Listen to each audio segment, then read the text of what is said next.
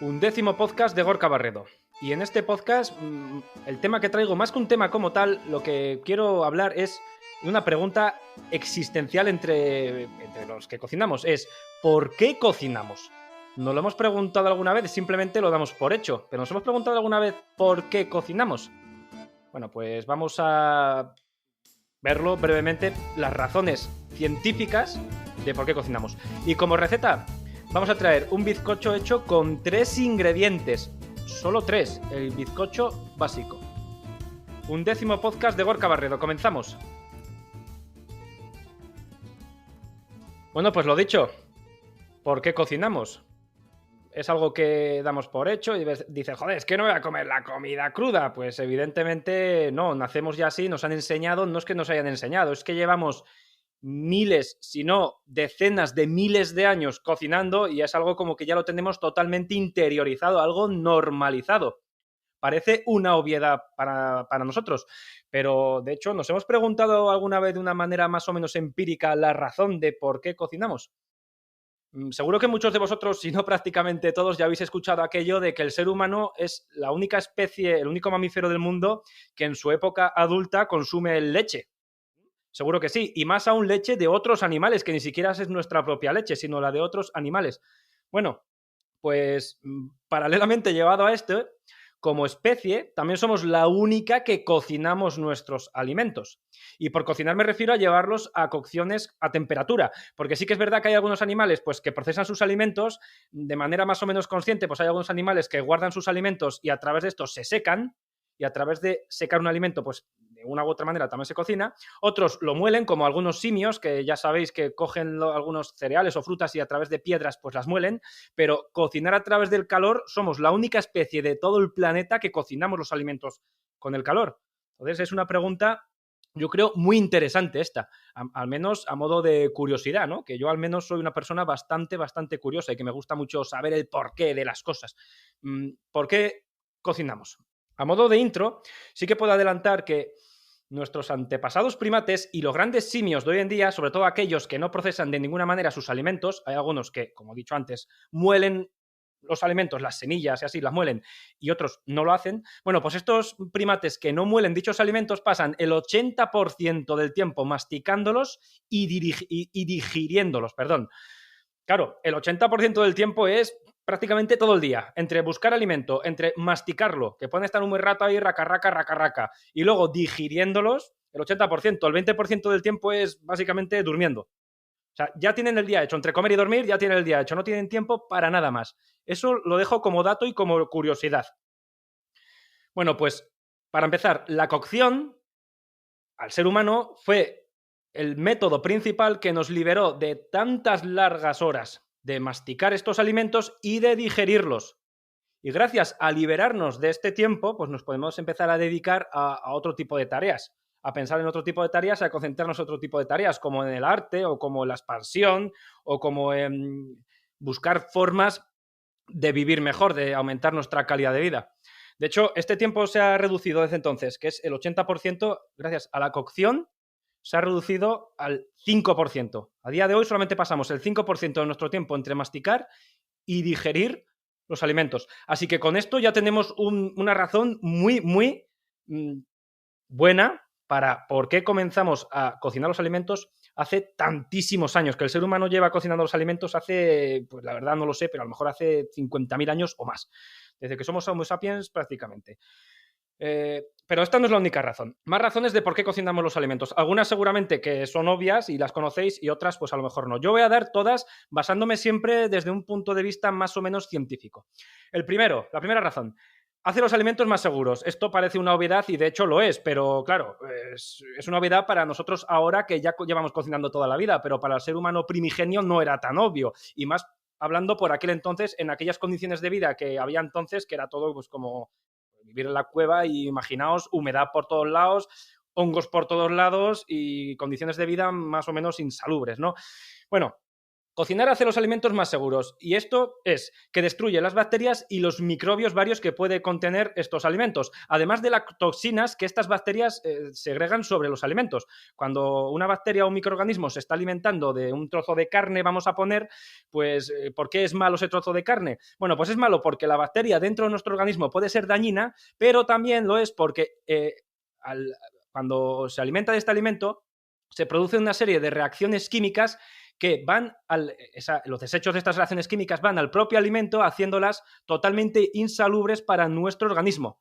Entonces, cocinar los alimentos elimina estas bacterias y también elimina buena parte, que no todas, ojo, buena parte de las toxinas que este tipo de microorganismos segregan sobre dichos alimentos. Es decir, y como resumen final de este punto, las carnes y los pescados son más seguros para nuestra ingesta, pero no solamente por las bacterias y por los microorganismos en general, sino también porque algún tipo de alimento, como por ejemplo la alubia roja, contienen algunas toxinas naturales que son simplemente como defensa natural para que los animales no se las coman, ¿no?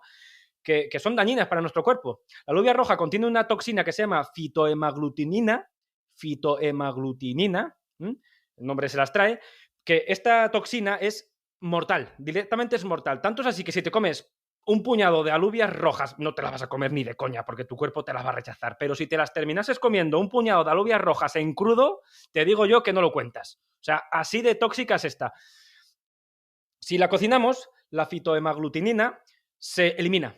Sin más, desaparece. Pero eso sí, es muy importante cocinarla bien. O sea, bien es que esté muy suave.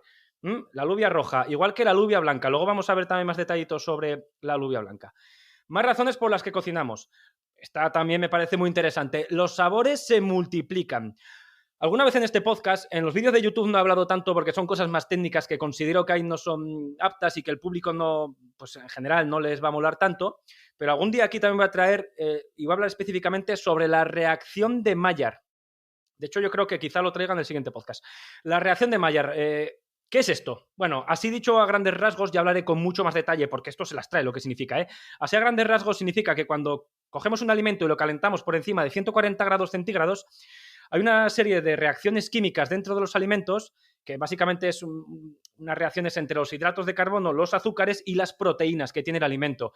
Y esto lo que ocurre es que se dora, hay una serie de reacciones químicas muy interesantes y se potencian los sabores.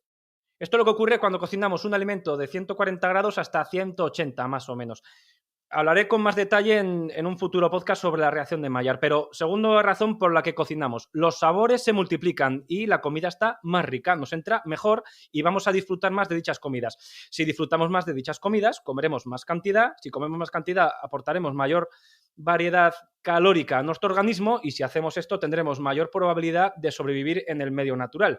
Vosotros pensad también que ahora esto lo damos como muy hecho y tenemos nuestras vidas son acomodadas y no corremos ningún peligro, pero hace miles de años esto no era tan así. Entonces, bueno, los sabores se multiplican. Otra razón más, la cocción facilita la digestión, que algo ya he dicho antes, he dado alguna pequeña pincelada, pero ahora entramos en un poquito más de detalle. Las proteínas de la carne se desnaturalizan. Esto significa que se desenrollan su compleja estructura. Las proteínas ya sabemos que son unas estructuras de ADN muy complejas, mucho, y nuestro sistema digestivo iba a tener mucho trabajo, iba a contener mucho trabajo para desenrollar dicha estructura genética. Bueno, pues la cocción ya digamos que nos adelanta ese trabajo, es como que hace un poco la digestión antes de empezar nosotros a hacerla en nuestro intestino. Con esto nos resta carga a nuestro sistema digestivo. Con los hidratos de carbono, porque hemos hablado de la proteína, con los hidratos de carbono ocurre 3/4 de lo mismo. Se suavizan, los ablandan y también resta carga a nuestro sistema digestivo. Con esto además también parte de las calorías que podíamos gastar en otro tipo de actividades y que gastaríamos en nuestro sistema digestivo por tanto digerir esto, porque al final en la digestión, lo creas o no, pues también gastamos calorías, pues evitamos tanto gasto energético en hacer la digestión, que la digestión es para obtener nutrientes y no para gastarlos, y podemos dedicarlo a otro tipo de actividades. Por eso también es muy importante pues, cocinar bien los alimentos para suavizar los hidratos de carbono y las proteínas. Lo que había dicho antes, la pincelada de las alubias blancas.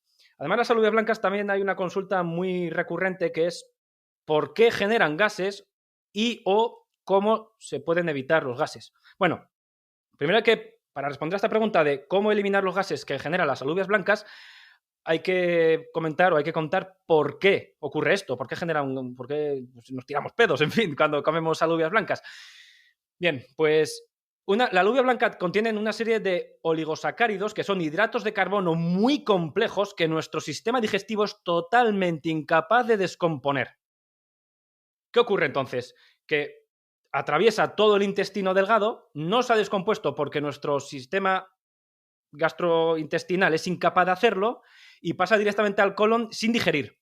¿Y qué es lo que ocurre en el colon? Que aquí, a través de las bacterias que tenemos en el colon, estas sí que las descomponen, estos oligosacáridos, y son estas bacterias y los desechos que emanan los que nos producen gases. Por eso las alubias blancas, que no son mitos, es que generan gases, es verdad. Pero esta es la razón exacta, porque somos incapaces de digerirlas en nuestro sistema digestivo. ¿Cómo podemos evitar esto? Bueno, pues si tenemos un sistema digestivo un poco delicado, el modo de evitarlo está complicado, pero sí que podemos paliar bastante su efecto. ¿Cómo? Cocinándolas muy bien. Y cuando digo muy bien es que tampoco que estén deshechas, no hace falta, porque además van a tener luego en boca una textura un poco desagradable, pero que estén muy, muy, muy blanditas. Si la alubia está muy blandita, los oligosacáridos también estarán muy blanditos y nuestro sistema digestivo no tendrá apenas carga de trabajo y será totalmente capaz de digerir estos oligosacáridos. Y cuando ya llega al intestino grueso, como no va a haber oligosacáridos tan complejos, pues no va a haber tampoco una fermentación bacteriana, que es lo que no nos interesa. Por eso también cocinar muy bien los alimentos evitan, pues, flatulencias desagradables, vamos a decirlo así. Un poco ligado a esto, se liberan los nutrientes. Muchos de los nutrientes de los alimentos que ingerimos están metidos o están bien dentro de estos oligosacáridos. Y si no los digerimos bien, nunca vamos a poder absorber estos nutrientes. Es decir, se van a perder. Bueno, pues lo dicho, está ligado. Si cocinamos bien en este ejemplo, pero vale prácticamente con cualquier hidrato de carbono, sobre todo que sea un poco durito. El arroz, la pasta a lo mejor no tanto, el trigo es un poco más suave, pero por ejemplo el trigo en grano que no lo consumimos mucho. Pero si consumiéramos trigo en grano, pues también habría que cocinarlo muy bien, porque si no, no le vamos a aprovechar. El arroz integral también, pues bueno, este tipo de elementos. La pasta no hace falta tanto, porque ya está triturada y no hace falta, pero cuando tenemos hidratos de carbono que son muy duros, como las alubias, como las lentejas, como los garbanzos, hay que cocinarlos muy bien, porque aparte de que si no nos lo digeremos bien, pues muchos de estos nutrientes están encerrados en el centro de estos oligosacáridos y si no los digerimos y no salen, pues se pierden. Por eso, cuanto más cocinemos algunos alimentos, más nutrientes vamos a absorber de ellos. Pero ojo, ya lo he dicho, algunos alimentos, me refiero siempre a estos hidratos de carbono duros, vamos a llamarlos así, porque todos sabemos, también hablaremos de ello en futuros podcasts, que por ejemplo el brócoli, ¿no? Pues cuanto más lo cuezo, más pierde los nutrientes, pues es verdad. El brócoli, la coliflor, el ajo, la cebolla, el pimiento, sobre todo la verdura. Pero aquí, con esto me refiero sobre todo a los hidratos de carbono y sobre todo a aquellos que sean más duros, ¿vale? Se liberan los nutrientes. Y como punto final, y esto no lo digo yo tampoco, aunque sí, o sea, estoy de acuerdo, pero esto lo dice la ciencia, también nos hace socializar. Y es que los estudios demuestran que comer con otras personas, pero comer no es comer como a lo salvaje como antes, sino comer tranquilo, cocinar, socializar con ellas. Por comer no me refiero simplemente al hecho de sentarse a la mesa y comer, no. Me refiero al hecho de empezar a cortar la verdura, empezar a cocinar, a empezar a emanar olores y a olerlo entre dos personas, a estar ahí de charleta con una copita de vino, tal, pues a todo ese proceso de cocina más comer después.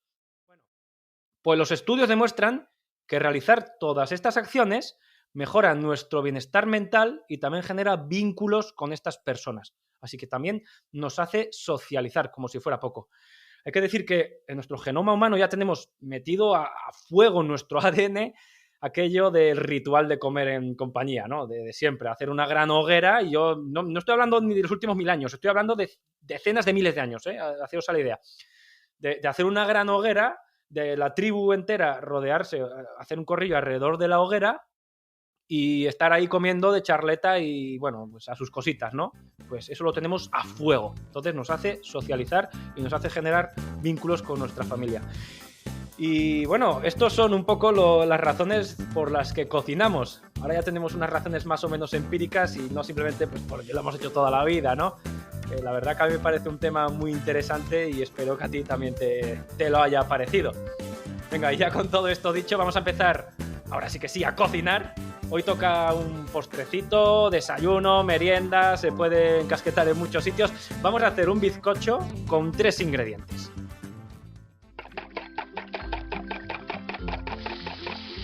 Las recetas de Gorka Barredo. Venga, bizcocho, 3 ingredientes. Este plato, digamos que es un clásico en la gastronomía y que es como una prueba de fuego, ¿no? Para los estudiantes de gastronomía. Muchos sitios de escuelas de gastronomía y tal se enseñan, pues sí, la salsa holandesa, la mayonesa, la salsa de tomate, la bechamel, en fin, las 7 salsas madres, pero además también se enseñan este tipo de elementos. Bizcocho con 3 ingredientes. Estos bizcochos son como los preparaban antaño, incluso todavía los siguen preparando en los conventos, antes de la levadura. Que, claro, hay que pensar que la levadura es un invento del siglo XIX y los bizcochos es una comida, un postre que tiene siglos de antigüedad. Pues ¿cómo las hacían antes? Pues ahora lo vamos a hacer. Y por cierto, los conventos siempre preparando cosas tan ricas, ¿no? Que si pasteles, que si bizcochos, que si cervezas. Esta gente mal, cuidarse no se cuidaba mal, no. Pero bueno. ¿Cómo se hace este tipo de bizcochos? Si la levadura, ya lo sabemos, levadura química. Cuando digo levadura es levadura química, no levadura de panadero, que hay que diferenciarlas. Tipo Royal, esta es tipo Royal, esos polvos blanquitos. Bueno, esto es un leudante, la levadura es un leudante. Si la eliminamos porque este bizcocho no tiene levadura, ahora vamos a ver qué ingredientes tiene, son 3, ¿cómo hacemos que crezca? Bueno, pues la clave está en oxigenar muy bien los ingredientes, que va a ser este aire que le vamos a inocular, que es muy sencillo, vamos a ver cómo, va a ser el sustituto de la levadura. ¿Este bizcocho sirve para comer tal cual? A mí me gusta bastante, pero lo recomiendo más, que además yo soy mucho de eso, de mojar, lo recomiendo más mojado con nuestro café de la mañana, con la leche, en fin, con estas cositas, ¿no? Mojado está más rico, pero así tal cual está delicioso. Y también sirve, cómo no, como base para preparar otras tartas. Ya sabes, lo típico, la abres por la mitad, la rellenas, por ejemplo, de una crema de chocolate, la cierras y encima le vuelves a colocar una cobertura de chocolate. O si conocéis, por ejemplo, la tarta Sacher, que es un clásico, y por cierto, en mi primer libro, de Que viva la cocina, la tengo, la tarta Sacher, pues lo mismo, puedes hacer el bizcocho básico, antes de recubrirlo, la puedes hacer con este bizcocho básico. Bueno, y ahora la hora de la verdad. ¿Qué ingredientes tiene para elaborarlo? Voy a dar ingredientes y cantidades, y sale para unas cuantas personas, 6, 8 y hasta 10. O sea, el bizcocho es generoso. Vamos a necesitar huevos, 6 huevos, unos 220 gramos de harina, más o menos, ¿eh?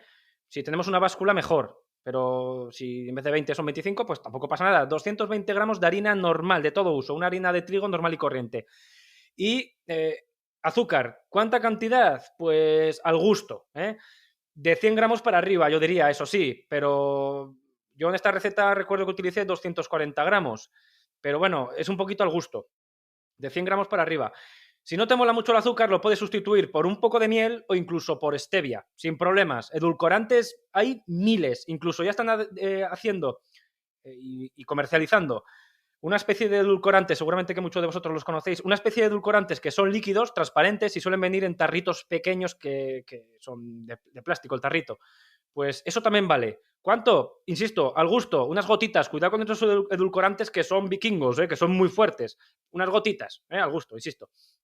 Y bueno, dados los ingredientes y las cantidades, vamos a comenzar con los huevos. Lo primero es separar la clara de la yema. La clara la vamos a poner en un bol y la yema la ponemos en otro, para después pasar a batir cada uno de estos dos elementos por separado. Pero mejor lo escuchamos en el vídeo. Vamos a comenzar con la clara. Vamos a meter aquí unas varillas y le vamos a dar zapatilla de la buena para batirlas bien. Poco a poco y sin mucha demora veremos que va a empezar a espumar. Esto es buena señal, significa que la clara se está oxigenando y que poco a poco, acción de este aire que está penetrando aquí, está empezando a crecer. Eso es lo que buscamos y es la clave de esta receta. Bueno, ya he dicho algo en la intro, airearlo bien. que esta es la clave. Es muy importante airear muy bien todos los elementos. Vamos a ir viéndolo uno a uno, paso a paso. Si no lo aireamos bien, esto no nos va a salir y nos va a quedar un bizcocho denso. Es lo que no nos interesa. Entonces, lo batimos bien y lo aireamos bien. Lo que estamos haciendo con las claras básicamente es montarlas al punto de nieve. Pero bueno, todavía no está montada al punto de nieve. Vamos a escuchar qué vamos a hacer a continuación, porque para terminar de formar el punto de nieve y hacerlo con más rapidez y más fácil, pues tiene un truquillo. A mitad del batido vamos a parar un segundito y le vamos a agregar azúcar. Lo escuchamos. Y en este momento vamos a agregar 120 gramos de azúcar. El azúcar va a ayudar a que el huevo alcance antes el punto de nieve. Pero mejor si lo hacemos a mitad del proceso. Hecho esto, volvemos a darle zapatilla de la buena a esto, es decir, que lo batimos bien con las varillas. Y ahora nada, es cuestión de tener paciencia, seguir batiendo sin parar en ningún momento. Y al cabo de unos pocos minutos tendremos formado nuestro punto de nieve. Venga, y con esto ya lo tenemos montado, al punto de nieve, como ya estaba adelantando anteriormente. Para lograrlo, pues te doy algún consejo. Lo primero, agregar el azúcar a mitad del batido. También te serviría echar una pizca de sal, es decir, si no le estás echando azúcar porque le estás echando este edulcorante que hemos dicho antes, por ejemplo, pues si le echas una pizca, el edulcorante se lo puedes echar desde el principio, sin problema. Pero a mitad del batido, si le echas una pizquita de sal, pues el punto de nieve te va a salir mejor y antes. Pero eso sí, es importante, porque si no el huevo se quema, ¿vale? Es importante empezar a batir un poquito y cuando ya está medio montado, echar ahí o la sal o el azúcar. O los dos, si quieres echar azúcar y sal. Yo en el vídeo no le eché sal, pero si quieres, pues también, no le va mal, la verdad. Entonces paramos, azúcar y sal y terminamos. Otro truquillo es que, a ver, si las varillas... Esto es mejor hacerlo con unas varillas automáticas, eléctricas. Pero claro, antes estábamos diciendo que si la levadura es del siglo XIX, pues imaginaos de cuándo son las varillas automáticas. Pues ya de bien entrado el siglo XX. Bueno, si no tenemos varillas automáticas, ¿qué podemos hacer? Pues como se hacía antes, y como han hecho hasta nuestras amonas, como decimos aquí en Euskadi, nuestras abuelas, durante toda la vida, a mano, con una varilla manual o con un tenedor a mano. Te va a costar bastante más tiempo, o sea, va a ser bastante más tiempo, pero joder, que se ha hecho así toda la vida y nadie se ha muerto. O sea, se puede hacer sin problema, ¿eh? Si no tienes una batidora eléctrica, pues la hacemos a mano y ya está, hasta que salga el punto de nieve. ¿Cómo sabemos cuándo está el punto de nieve? Bueno, luego te lo voy a explicar. De momento, ya tenemos la clara montada al punto de nieve y tenemos las yemas por otro lado. También hay que batirlas. Teníamos las yemas por otro lado y vamos a batirlas brevemente con cuidado y de momento simplemente para que no nos salten. Ahora vamos a agregar otros 120 gramos de azúcar. 120 gramos para las claras y 120 gramos para las yemas. Lo vamos a batir durante unos 2 o 3 minutos.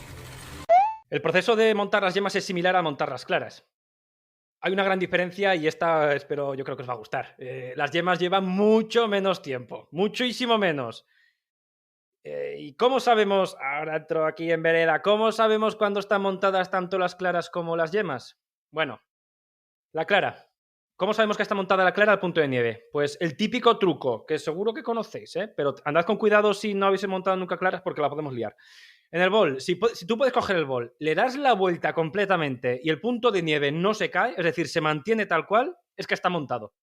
Sin embargo, si se derrama o se empieza a mover como si fuera tipo líquido, no está montado. Esa es la clave. Que no sea sólido, tampoco líquido, pero que le podemos dar la vuelta, que parece como un estado gaseoso. Si buscas en internet, si nunca lo has hecho, que lo haya hecho, tiene la punto de nieve totalmente en la cabeza. Pero si no lo has hecho, tú busca punto de nieve en internet y vas a ver qué textura tiene. Como, pues eso, como la nieve, precisamente. De ahí viene como la nieve, además muy, muy suelta. Pues ahí recuerda, si le das la vuelta al bol, no cae. Y la yema. ¿Cómo sabemos que la yema está montada? Pues aquí no se trata, aquí para que la yema se monte no hace falta dar la vuelta, siempre va a quedar como líquida, pero hay un truco que es muy útil y es cuando tú la puedes agarrar con la varilla o con el tenedor. Si se pega un poquito a la varilla, pero enseguida cae haciendo un hilillo fino, ese es el punto, ahí la tienes, es decir, va a quedar como una textura muy cremosa, con un color todavía bastante claro, no blanco, porque si nos pasamos de batir se va a volver blanco y no nos interesa tampoco esto. Esto sería montarlo en exceso y para algún tipo de elaboración pues nos puede interesar, pero para esto no. Pero de un color más bien cremoso y con una textura también cremosa. Si se pega un poquito a la varilla y cae enseguida, ese es el punto. Y bueno, una vez que ya tengamos las claras montadas por un lado y las yemas por otro, toca mezclarlas e integrarlas bien entre sí. Pero ojo que este paso también tiene truco y es muy importante hacerlo bien. Lo escuchamos. Con el huevo ya totalmente preparado, vamos a proceder a integrar ambas partes, la clara y la yema. Introducimos el punto de nieve en las claras montadas y haciendo unos movimientos envolventes integramos bien este dentro de las yemas. Lo hacemos en pequeñas tandas. E importante hacerlo también con movimientos envolventes. Aquí la idea es perder la mínima cantidad de aire posible. Que algo siempre se va a perder, es inevitable, pero lo dicho, la mínima posible. Bueno, ya lo veis, aquí la clave siempre está en el aire, en que haya aire aquí dentro. Así que es muy importante hacerlo con movimientos envolventes y con mucho cuidado. Este aire es luego en el que el horno va a expandirse en contacto con el calor del propio horno y el que va a hacer que nuestro bizcocho crezca. Por eso es muy importante retener muy bien aire y oxígeno aquí dentro. También es muy importante agregar las claras sobre las yemas y no al revés, no las yemas sobre las claras, sino las claras sobre las yemas, porque la clara es menos densa y nos va a costar menos integrarlas sobre las yemas. Igualmente y evidentemente es importante hacerlo con movimientos envolventes para evitar en la mayor medida de lo posible la pérdida de aire. Que a ver, algo de aire siempre se va a perder, pero si podemos perder solo un 20% de aire, pues mejor que si perdemos un 60%. Con movimientos envolventes y con cuidado, pues obtendremos una pérdida de aire mínima. Ya tenemos los huevos, por un lado, el azúcar, ya van 2 ingredientes, nos falta el tercero, que es la harina. Así que para adentro, ¿qué va? Lo escuchamos, que para que nos quede bien, también tiene truco. Vamos a escucharlo. Y para continuar con él, vamos a agregar 220 gramos de harina de trigo para todo uso. Una harina sencillita, sin complicaciones. La vamos a integrar a través de un colador para que se tamice. Y así, entre otras cosas, lo que vamos a lograr también va a ser oxigenar esta harina. Que aquí todos los detalles ayudan para que el bizcocho crezca bien. Y con la misma espátula que habíamos utilizado antes para integrar la clara, volvemos a hacer lo propio con la harina. Integrarla haciendo movimientos envolventes. Al final aquí, no solamente aquí, sino en la cocina en general y en la vida en general, añado ahí entre paréntesis, los detalles cuentan y mucho. Si tamizamos la harina con un simple colador, en el podcast anterior hablamos sobre utensilios básicos y lo dejé bien claro, un colador nos hace falta. Bueno, pues si tamizamos la harina con un colador, pues nos van a quedar después menos grumos y con ello, después integrarla, que es el paso que nos queda, lo vamos a ver enseguida, integrarla con el resto, con el huevo, pues nos va a resultar más fácil. Además de esto, se va a oxigenar, la harina se va a separar entre sí, los granulitos de harina se van a ir separando gracias a la acción del tamizado, se van a ir separando entre sí y con esto también se va a oxigenar. O sea, es que aquí la clave es aire y aire y aire y aire. O sea, es un detalle, es una tontería, pero hay una gran diferencia en este detalle, en esta tontería. Hay una gran diferencia entre echar la harina de golpe y sin más que hacerlo con un colador, tamizada. Y bueno, para integrarla adecuadamente con el huevo es muy importante hacerlo también con movimientos envolventes. Igual que hemos añadido antes la clara sobre la yema, con movimientos envolventes, pues igual. Y en este caso también es muy importante, que no está dicha en el vídeo, además, hacerlo lo justo y necesario para que la harina se integre con el huevo. Es decir, una vez que ya hayamos visto que la harina se ha integrado, pues no seguir ahí, venga y mareando. ¿Por qué? Porque cuanto más mareemos la harina, más vamos a desarrollar el gluten natural que contiene y esto no es un pan, esto es un bizcocho. No nos interesa desarrollar el gluten. A ver, como hay que integrarlo, lo mismo que antes con el oxígeno decía, lo digo con esto también, como hay que integrarlo, algo se va a desarrollar, es inevitable, pero cuanto menos se desarrolle, mejor. Por eso, los movimientos envolventes lo suficiente para que acabe totalmente integrado. Y ya está. Una vez que lo tengamos, vamos a tener una masa bastante densa, de hecho, mucho más densa que la mayoría de los bizcochos que estamos acostumbrados a hacer, pero eso es bueno porque tiene que quedar así. Ya tenemos los 3 ingredientes. Nos queda el horneado, pero antes de hornearlo hay que meterlo en un molde. El molde, con estas cantidades, de unos 20-22 centímetros de diámetro, es lo adecuado. En el anterior podcast, cuando hablé de los utensilios básicos que hay que tener en la cocina, también dije un molde desmontable para tartas en la cocina. Pues este mismo molde nos sirve también para este bizcocho. Lo engrasamos En el fondo del molde podemos poner un poquito de papel de horno para asegurarnos que el bizcocho no se va a pegar. Si el molde es de muy buena calidad, francamente esto no haría ni falta. Pero en caso de duda, mejor pecar de exceso que no de defecto. Y una vez que hemos hecho esto, vamos a introducir aquí esta masa que, insisto, nos va a quedar como densa. Es normal, es normal. Entonces, la metemos, le damos unos golpes al molde contra la mesa, pum, pum, pum, para eliminar. En este caso sí que sí nos conviene eliminar el exceso de aire que se ha generado, pero no es el aire que hemos inoculado nosotros, sino es el aire que al caer esta masa sobre el molde, pues se van a generar ahí dentro unas burbujas de aire extra que no nos interesa, porque si no el molde, el bizcocho, nos va a quedar excesivamente alveolado. Pues con unos agujeros que van a aparecer, yo qué sé, la cueva de Alibaba. Y tampoco es eso, no nos interesa. Entonces, simplemente cogemos el bizcocho, el molde entero, con el bizcocho dentro, con la masa. Le damos unos golpes contra la encimera de la cocina, así con fuerza, pum, pum, pum, 3, 4, 5 golpecitos y ya está. Eliminamos ese aire extra que hemos metido aquí, que no nos interesa en este caso. Y al horno. El horno, temperatura previamente calentado a 180 grados centígrados. Si tienes ventilador, mejor quítalo. Si no puedes quitarlo, algunos hornos no dan esa opción, pues baja un poco la temperatura a 165, 170. Ten en cuenta estos consejos, que cada horno es un mundo. Parece un tópico, pero es que es una verdad como un templo. Y finalmente lo vamos a dejar aquí unos 40 minutos. Pasado este tiempo lo retiramos y toca el desmoldado, que también tiene su truquillo. Pero antes de entrar en el desmoldado, ¿cómo sabemos si el bizcocho está hecho? Pues bueno, primero tiene que estar por fuera dorado, evidentemente. No quemado, ¿vale? Dorado. Y luego, el típico truco, si lo pinchamos con un palillo, cuando está dentro del horno, y al sacar el palillo vemos que está limpio, está listo. Si está dorado y el palillo sale limpio, es que está listo, ¿vale? Más trucos que te doy. No abras el horno sobre todo los primeros 20-25 minutos de cocción, porque si no, se va el calor y hasta que el horno quiere volver a recuperar el calor, el bizcocho va a perder también dicho calor y va a bajar. Y ya no sube. Entonces, los primeros 20-25 minutos, prohibido abrir el horno, ¿de acuerdo? A partir de 30-35 minutos ya podemos hacer la prueba que te he dicho, que esté dorado, y la prueba del palillo. Y cuando haya pasado esta prueba, lo sacamos y ahora sí que sí, lo desmoldamos. Y atención al desmoldado, que también tiene su truco. Y no he querido meter en este caso los cortes del vídeo porque, bueno, está explicado para el vídeo, pero también hay mucha parte visual y tal, y creo que a lo mejor queda un poco liado. Por eso te lo voy a explicar mejor, pues en persona, ¿no? Que creo que lo vas a entender mejor. Para desmoldarlo, primero, con el molde, sin más, lo vamos a dejar en cualquier lado de la cocina fresco, unos 10 minutos, más o menos, hasta que tanto el molde como el bizcocho lo podamos manipular, que no nos quememos. 5 o 10 minutos. En ese momento, y sin mayor demora, todavía caliente, pero por lo menos lo podemos tocar. Lo desmoldamos. Si es desmontable el molde, chupao. Lo desmoldamos, le quitamos la base inferior, le quitamos todo. Si le hemos puesto el papel de hornear en la base, también se lo quitamos. Y lo colocamos en una rejilla boca abajo. ¿Por qué? ¿Por qué hacemos todo esto? Pues porque el bizcocho, una vez recién cocinado y salido del horno, todavía está muy caliente y va a seguir emanando agua, el agua interior que tiene, en forma de vapor.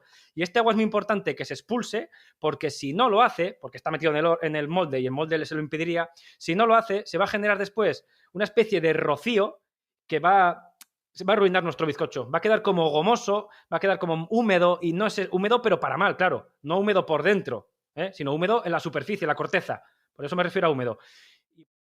Por eso es importante dejar que este vapor pues evapore. ¿Cómo lo hacemos? Pues ya lo he dicho, cuando podamos manipular el molde, lo desmoldamos, lo ponemos sobre una rejilla para que siempre haya contacto con el aire, no con la encimera de la cocina, sino con el aire, se evapore este vapor, valga la redundancia, y que no se genere este rocío que acabo de mencionar.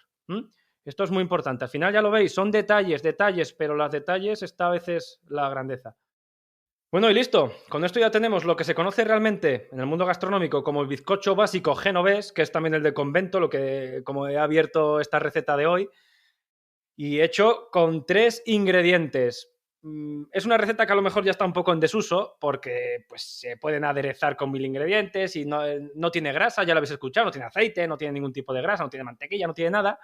Y claro, los bizcochos de hoy en día pues, son más modernos, ¿no? Pues tienen más ingredientes, son más evolucionados, vamos a decirlo así, que al final la cocina también es eso, es evolución. Pero como modo de curiosidad, pues sí que me parece muy interesante que lo conozcas, y además también hay que decir que esto es un básico en la cocina. Esto es un básico que todo cocinero y cocinillas debe conocer. yo te animo a que lo prepares al menos una vez y que me digas qué te parece. Preguntas que a lo mejor se te pueden ocurrir o que se me ocurren a mí, que bueno, que me intento poner a veces en vuestras cabecitas y digo, preguntas que a lo mejor me podéis formular, ¿no? La primera, ¿sabe mucho a huevo? Pues sí, pero bueno, yo tampoco considero que esto sea malo. A mí el huevo me gusta mucho. Claro, no sabe a huevo ni frito, ni cocido, ni crudo, sabe a huevo horneado, que tiene un sabor muy peculiar. Pero sabe bastante a huevo, pero a mí me resulta un sabor bastante agradecido. Y la segunda pregunta que se me puede ocurrir, esto no son preguntas que he sacado de ningún lado, son preguntas que se me van ocurriendo a mí sobre la marcha y que a lo mejor alguno de vosotros pues os pueden pasar por la cabeza. De todas maneras, si tienes cualquier consulta, me la puedes dejar en los comentarios del podcast, que lo tengo subido en iVoox, en YouTube, en Podimo, en Spotify, en Apple Podcast, en fin, en la plataforma que más cómoda te resulte. Algunas de ellas incluso tienen también su cajón de comentarios correspondiente. Pues si tienes alguna consulta, tú déjamela ahí, que tarde o temprano, si no es ahí en el mismo cajón de comentarios, si no te respondo ahí, te responderé en el mismo podcast. Así que lo dicho. Pero bueno, otra pregunta que se me ocurre que a lo mejor te planteas, ¿se puede aderezar con algún otro ingrediente pues para que, no sé, para darle un sabor extra y tal? La respuesta es que sí. Se puede aderezar con esencia de vainilla, con agua de azahar, con un poquito de zumo de naranja o de limón. Se puede aderezar con la propia cáscara de estos cítricos. En fin, se puede aderezar con este tipo de elementos. Incluso en vez de esencia de vainilla, se podría aderezar con unas semillas de vainilla, que nos va a quedar todavía mejor. Y dices, bueno, vale, fenomenal. ¿Y cuándo lo has hecho? Pues cuando la puedes echar en cualquier momento, prácticamente, pero yo las echaría para mitigar al máximo esta pérdida de oxígeno que he hablado antes. Yo las echaría a la vez que la harina. Es decir, echo la harina y antes de integrar la harina, echaría este elemento, pues la ralladura de limón o la esencia de lo que haya querido echar, ¿no? Pues eso, en ese momento, justo con la harina. Bueno, y ya para terminar con la receta de hoy, el resumen que siempre os suelo dejar. Con los resúmenes todo parece chupado, pero es que en realidad lo es. Vamos con ello. Lo primero, separar la yema de la clara. Un básico, hay 1000 formas además de separar esto. Bueno, separamos la yema de la clara, ponemos la clara en un lado, la yema en otro. Montamos la clara al punto de nieve y montamos la yema ligeramente, no hace falta montarla en exceso. Después vamos a ir integrando poco a poco la clara sobre la yema, haciendo movimientos envolventes. Agregamos la harina bien tamizada con un colador y la volvemos a integrar, siempre con movimientos envolventes nuevamente. Vamos a introducir después esta mezcla en un molde desmontable. Horneamos a 180 grados centígrados hasta que esté bien dorado y desmoldamos siguiendo los consejos que he dado en este podcast. Y ya, bueno, no quiero despedir esta receta sin contar una anécdota curiosa que tuvimos cuando la hicimos para el vídeo de YouTube. Que bueno, yo intenté dejar el bizcocho, hicimos el bizcocho con estas cantidades, que es para 6, 8 o 10 personas, y lo intenté dejar en la cocina sin consumirlo para ver cuánto duraba. O sea, cuánto duraba me refiero a cuánto duraba esponjoso, porque este bizcocho queda muy, muy, muy esponjoso. Bueno, pues 5 días duró, pero no porque se puso duro, sino porque nos lo zampamos entre Verónica y yo, no pudo durar más. Y mira que lo forzamos, pero no hubo manera. Entonces yo te puedo decir que 5 días mínimo, porque no he probado más, lo he hecho muchas veces, pero es lo máximo que nos ha durado en casa, 5 días mínimo, esponjoso, te dura. Así que fíjate qué bizcocho de tan buena calidad que con 3 ingredientes y sin aditivos, conservantes, vete tú a saber qué número, te dura durante casi una semana ahí sin meterlo en la nevera ni nada, ¿eh? Lo único sí tapado con papel si quieres transparente, pero sin meterlo en la nevera. Una maravilla, me parece. Bueno, y ahora ya lo que a mí me gusta llamar vuestra sección, la sección de preguntas y respuestas. Vuestras preguntas. Gorka responde. Bueno, vuestra sección, preguntas y respuestas, pero no son preguntas que a lo mejor me formulo yo pensando que tenéis dudas con respecto a algún tema o algo, sino preguntas que vosotros me habéis hecho a través de YouTube, a través de Facebook, a través de Instagram. Me puedes hacer las preguntas que quieras. Yo te las intentaré responder lo mejor que sepa. Y bueno, para ello, pues ya como viene siendo habitual últimamente, pues las preguntas me las va a formular, que es ella además quien me las selecciona, Verónica. Hola, Verónica. Hola, Gorka, ¿qué tal? Pues muy bien, aquí encantado de tenerte otro día más en el podcast. Una semana más en el podcast, sí. Una semanita más en el podcast. Hoy, ¿cuántas preguntas me has seleccionado? Pues 3 preguntas. Además, mira, hoy vamos a aprovechar un poquito, estamos en plena época de Cuaresma. Y bueno, pues la primera de las preguntas está relacionada con una receta que estás comenzando a estás recibiendo últimamente muchas visitas, que es la receta de alubias con verduras. Y fíjate, también hablando de alubias, como en tu tema del podcast de hoy. Aquí una seguidora tuya que se llama Marruela te pregunta sobre todo si el agua que se agrega cuando se están cociendo las alubias tiene que ser fría o ya tiene que estar caliente. Vale, las alubias, temperatura del agua. Vale, las alubias, cuando partimos a cocer esta legumbre, podemos partir, es decir, podemos poner la alubia sobre el agua antes de empezar a cocer en frío. No hace falta que esté caliente. Si estuviéramos hablando de garbanzos, a lo mejor te contaba otra cosa. Pero en el caso de la alubia y de la lenteja también, cuando las vamos a cocer desde cero, es decir, que todavía están crudas, partimos en frío. Lo que me pregunta Marruela concretamente, si mal no he entendido la pregunta, es que si nos quedamos sin caldo después, el agua que se agrega extra, ¿tiene que estar fría o caliente? Creo que es la pregunta que me Esa formula, es la ¿no? pregunta, sí. Vale, bueno, pues nada, lo mismo, en fría. En este caso, porque asustemos esta legumbre, no pasa nada. Insisto, el garbanzo es un poco más especial, pero la alubia y la lenteja igual, ¿eh? Si partimos la cocción desde cero en frío, no pasa nada. Si partimos en caliente, es decir, que esté hirviendo y metemos aquí la legumbre, pues tampoco pasaría nada, no habría problema. Pero si lo hacemos en frío, no pasa nada. Y si nos hemos quedado cortos de caldo y hay que agregar más, pues lo mismo, en frío. Pero frío me refiero a temperatura ambiente, ¿eh? No de nevera, sino temperatura de grifo. Y Marruela, si has escuchado el podcast, ya sabes, si no quieres tener imprevistos después de comer las alubias, cuécelas bien. Sí. Imprevistos un poco desagradables tanto para uno como para los que te rodean, ¿no? Exacto, Ya, exacto. claro. Fenomenal. Hay que tener en cuenta, hay que cocerlas bien, sí, eso es muy importante. La pasta al dente y el arroz al dente está muy rico, pero las alubias, creedme que no lo probéis. Estas legumbres que estén muy bien cocinadas. Pasamos a la siguiente pregunta. Si hay algo que triunfa siempre en el canal de Que Viva la Cocina, son las recetas de pollo.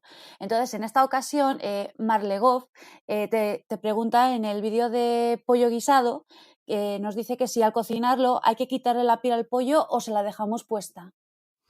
A ver, hay mucha controversia con el tema de la piel y el pollo. Y es que ahora últimamente pues hay una corriente de pensamiento que dice que la piel del pollo pues que es muy poco saludable, que tiene mucha grasa y bueno, muchas cosas, ¿no? Es verdad, o sea, aquí la mayoría de la grasa, que no toda, porque hay gente que se cree que el pollo no tiene grasa y que la poca que tiene está en la piel. No, el pollo tiene menos grasa que otras carnes, pero tiene grasa. Y la piel, pues sí, tiene más grasa que la carne. Eso es verdad, que la parte más magra, ¿no? Por decirlo así. Respondiendo ya a la pregunta como tal, a mí el pollo no me gusta quitarle la piel en la cocción, porque luego hay gente, por ejemplo, a mi hermano, a mis sobrinos, a mucha gente que conozco, yo les quito la piel y les hago una faena, porque les gusta. Al final es mejor dejar que el comensal elija si quiere quitarla o no. Entonces, el pollo, salvo alguna excepción rara como que lo vayamos a rellenar o que lo vayamos a empanar o algo así que se puede quitar, pero si es simplemente para servirlo tal cual en un guiso o frito al ajillo o cosas así, yo lo dejo, por varias razones. La primera, ya la he dicho un poco por encima ahora, es porque al comensal, a algunos comensales les gusta y si se la quito le hago la puñeta. Y la segunda es porque el pollo también nos va a hacer de capa protectora con respecto a la carne que hay en el interior y va a evitar que parte de los líquidos que contiene que se evaporen. Va a hacer esa capa porque va a hacer como de barrera. Entonces, si cocinamos el pollo con la piel, nos va a quedar más jugoso en el interior.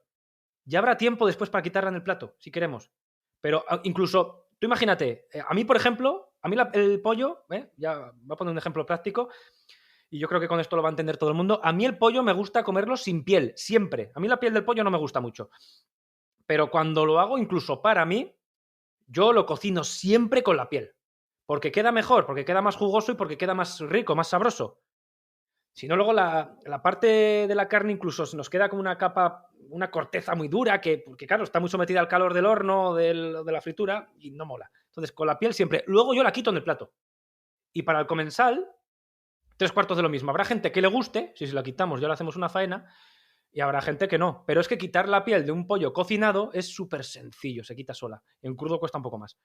Por ello, mi consejo, porque luego aquí cada uno tendrá pues una opinión muy diferente a la mía y, oye, la mía tampoco, yo no tengo la verdad absoluta ni nada así, pero mi consejo y mi opinión es que el pollo siempre se haga con piel, que ya habrá tiempo para quitarla después. Exacto. Ante la duda, dejamos la piel. Pero aunque incluso no me gusta a mí, sepa que va a ser para mí y tal, incluso aún así, porque luego yo se la quito, queda más jugoso y se cocina mejor, incluso así. Pero bueno, ese es mi consejo. Luego cada uno, pues que haga lo que quiera, vamos. Bueno, la verdad que sí que es verdad. Yo tampoco soy de comer la piel del pollo y cuando se guisa el pollo, que esté la piel ayuda a eso, a que esté más tierno, más sabroso. Entonces sí, yo también comparto tu consejo. Y nada, para terminar, Karina Peña, igual que otros seguidores, nos preguntan que cómo pueden conseguir tu libro de recetas. Mi libro de recetas, Que viva la cocina 1, que salió en el año 2018, y Que viva la cocina 2, que salió en el 21. Ambos se pueden conseguir en Amazon. Ambos se pueden conseguir en cualquier gran superficie, tipo El Corte Inglés, tipo Carrefour, tipo pues, sitios así, ¿no? Y librerías de barrio también, a lo mejor no lo tienen, pero lo puedes encargar. Lo puedes encargar también en internet, es decir, tú pones, aparte de Amazon, tú pones simplemente Que viva la cocina en internet, libro, Que viva la cocina, libro, y te van a aparecer ahí los dos, te van a aparecer diferentes páginas web, te va a aparecer también la página de Penguin Random House, de Me Gusta Leer, que son las oficiales, las venden. Bueno, opciones hay miles, pero bueno, las más sencillas, es que claro, la más sencilla depende de cada uno, porque hay gente que le gusta comprar más en internet, hay gente que le gusta más la presencial. Dar una respuesta así general es complicado, pero las más sencillas depende qué gustos es, o en internet, Amazon, que no tiene por qué ser Amazon, pero Amazon, y luego lo presencial, librería de barrio, lo puedes encargar, si no gran superficie tipo gran almacén, Carrefour o El Corte Inglés, o a veces también están en los grandes Alcampos o los grandes Consums, en cada ciudad hay un gran almacén diferente, pues ahí lo puedes conseguir. En resumen, lo puedes conseguir casi como cualquier otro libro, como el libro de Arguiñano, vamos a decir, y ya pues lo digo, pues igual, con los métodos tradicionales o con los más modernos. Y esto ha sido todo. Espero que, bueno, que la próxima semana pues tenga más preguntas de los seguidores. Sí, las habrá, porque preguntas Seguro. tenemos siempre muchísimas y es una cosa que, bueno, pues que yo agradezco. También tenemos troles, ¿eh? O sea, esto no es solo fiesta, jauja y... No, troles también hay. Pero preguntas de usuarios que tienen dudas y que quiere que se las responda, pues también hay muchas y habrá. Bueno, pues ya con esto ya sabéis lo que significa. Despedida del podcast, pero bueno, que el siguiente llegará enseguida. Para el siguiente podcast, me voy a tirar a la piscina y vamos a hablar por fin de la reacción de Maillard. Que algo he dicho hoy, también está muy relacionado con las cocciones, pero ya son cocciones más específicas. Cocciones más específicas que las tenemos en el día a día. O sea, no os creáis que esto es, a pesar de su nombre, ya vamos a entrar en detalle quién fue Maillard, porque esto se llama así. Bueno, a pesar de su nombre no vamos a pensar que es comida molecular, que esto es solamente de grandes chefs, de Berasategui, de David Muñoz, nada. Esto lo tienes en tu día a día. Pero es un tipo de cocción un poquito más específica que es cuando se dan 140 grados centígrados para arriba. Reacción de Maillard. ¿Qué es? ¿Qué ventajas tiene? ¿Y cómo podemos aplicarla de un modo más o menos real en casa? Muy sencillo, pero con mucha ciencia y con un uso realmente muy útil. Y como receta, vamos a hacer una masa de pizza casera. Importante, porque ya, bueno... Yo voy a confesar que antes me gustaba mucho pues estas pizzas que vendían congeladas o incluso frescas en los supermercados o incluso las propias masas ya hechas, pero desde que aprendí hace ya un mogollón de años a hacer mi propia masa, pues ya no me gustan tanto. Además, esta masa de pizza no la voy a dar yo como tal, sino que la va a dar Verónica otra vez, que bueno... Yo los sábados últimamente hacemos nuestros sábados de pizza y ahora las hace ella. Además es que son unas pizzas que vamos, son fenomenales. Masa de pizza, casera. Tiene también sus trucos, sus cositas, pero es muy fácil de hacer.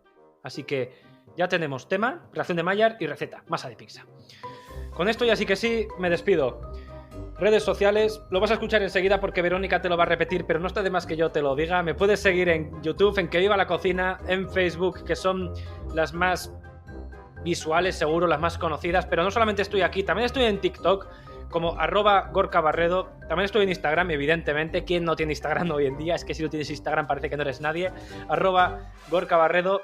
Me puedes seguir en estas redes sociales, en las que quieras, y por supuesto puedes seguirme también en el podcast, en los podcasts, en la plataforma que te resulte más cómoda. Para hacértelo fácil, me he hecho hasta un canal de YouTube específico para el podcast. Se llama, pues como el propio podcast, se llama El Podcast de Gorka Barredo. Pero no solamente estoy aquí, estoy en iVoox, estoy, ya lo he dicho antes, pero bueno, en Podimo, estoy en Spotify, estoy en Apple Podcasts, en fin, que estoy en todos lados, como Dios. Bueno, dicho todo esto, me despido, nos escuchamos en el siguiente podcast dentro de 2 semanas y paso lista, espero que estés ahí. Agur. Recordad que podéis escuchar el podcast de Gorka Barredo en Spotify, Apple Podcasts, iVoox, Podimo y el resto de plataformas. Sigue a Gorka en su Instagram, @GorkaBarredo, y en Twitter, @QueVivaLaCocina. No te pierdas ninguno de sus vídeos de Que Viva la Cocina tanto en YouTube como en Facebook. ¿Te gustaría encontrarte con cientos de recetas de Gorka Barredo? Entra en su web, cocinacaserayfacil.net. Y por si esto fuera poco, ahora puedes encontrar en tu librería el segundo libro de Gorka, Que Viva la Cocina 2.